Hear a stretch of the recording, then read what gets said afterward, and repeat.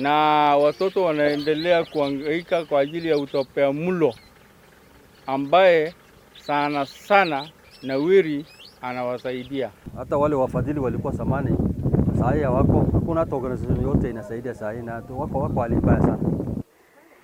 At least sasa watu wote ni kama ni hawana kitu, wako the same. Tunaomba usaidizi wingi kwa serikali kwa sababu kwa wakati huu iko shida mingi.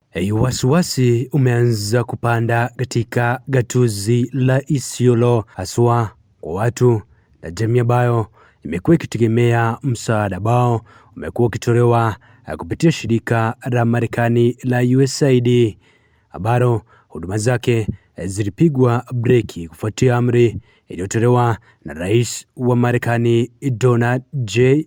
Trump. Hata watu wa NGO mbeleni walikuwa wanapatia wa community, USAID hakuna kitu saa hii iko, kwa sababu hata Nawiri ndio ilikuwa imebaki nyuma, hata Nawiri imeisha.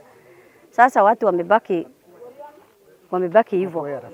Na Nawiri ilikuwa inatusaidia sana jamii yetu mambo ya malezi bora, lakini kwa bahati mbaya hiyo msaada imesimama na watu wamepata tabu zaidi tangu hiyo msaada isimame. Katika ziara yetu kwenye maeneo tofauti, hasa katika kaunti dogo ya Cherargei, wakazi ambao amekuwa kinufaika na msaada huo wanasema kwamba visa vya utapiamlo na viwango vya umaskini huenda vikapanda hata zaidi iwapo serikali haitaweza kutafuta njia mbadala ya kuzikimu familia zilizokuwa zinapata msaada huo. Mimi nilikuwa nafanya na Nawiri mashinani kama field agent. Nilikuwa nafunza wamama mambo ya lishe bora, na tuko na kikundi ya wamama zaidi ya 10 kwa hii kijiji ambayo wanafanya saving yao. Wanafanya saving yao vizuri ili tuweze kupunguza utapiamlo. Kundi inaitwa SILC, Saving Internal Learning Community. Inaitwa SILC. Mimi ndio field agent yao, na kwa ghafla watu walikuwa wamepiga hatua sana kupigana na utapiamlo, lakini kwa ghafla msaada ikasimamishwa na USAID. Bado sisi saving yetu kidogo kidogo tuko kuendelea, but ilhali tunahitaji usaidizi kwa dharura juu utapiamlo haijaisha. Nawiri walikuwa wameng'ang'ana naye wakapunguza, lakini haijaisha kabisa. Ile chenye tunahofia tunaweza rudi ile mali ya utapiamlo inakuanga 90% wakati Nawiri walikuwa hapa, na saa hii imeshuka kabisa, imebaki 20%, na tunahofia ya kwamba tunaweza rudi hiyo mali. Awali kuna NGOs wengi wanatusaidia hapa ndani. Kwanza kabisa NGO ya Nawiri inafanyika kutoka Amerika, USAID imesimamishwa, na hiyo NGO ndio NGO ambaye ilitusaidia sana. Wamekomesha malnutrition hapa ndani kabisa. Wanawake wajawazito wote wamesaidika sana, na sasa hiyo yote imeisha. Hao watu wamekataza hiyo mali yao, na tumekaa kimya hapo tu, na tuko na shida sana. Bado hiyo malnutrition inaanza kurudia kwa watoto. Watoto wamekuwa weak kabisa, hata mama wamegonjeka, wamekuwa dhaifu kabisa.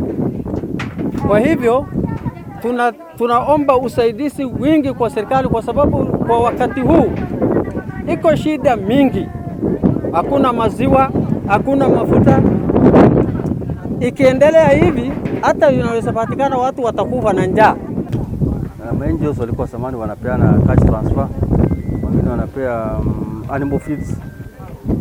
Program mingi sana hata ya agriculture, kwa program mingi walikuwa wanasaidia, hata ya malnutrition ilikuwa mingi, lakini kwa sasa hakuna kitu yote inaendelea. Watu wanakaa tu, hakuna kitu inaendelea. na chakula bei pia siku hizi iko juu, iko hali mbaya ya njaa, iko njaa kabisa. Mimi napatia pesa kwa mwezi, naangalia watoto wa Vamba, naingia yellow, naingia red, napatia chakula, uti, kwa njia nyingi anatusaidia hiyo NGOs. Kwa hivyo siku hizi tumesikia amefunga tuoni. Ni kutokana na wasiwasi huu ambapo wakazi hao wanaomba mashirika tofauti yaweze kujitokeza na kutekeleza programu sawia na zile ambazo zilikuwa zinatekelezwa na shirika la USAID ili wananchi wasiumie. Upande wa serikali tunatarajia relief food kwa wingi ikiwezekana. Hata upande ya cash transfer ikipatikana, tunataka serikali itusaidie na cash transfer ili watu wajisaidie nazo. Wafadhili wengine wasaidie pia, kama hata serikali kuu na idara ya NGOs intervene, wasaidie raia wakati ni ngumu sana. Kama kuna NGO yoyote imebaki ambaye wafadhili yao sio USAID ambaye imeisha, tunahitaji bado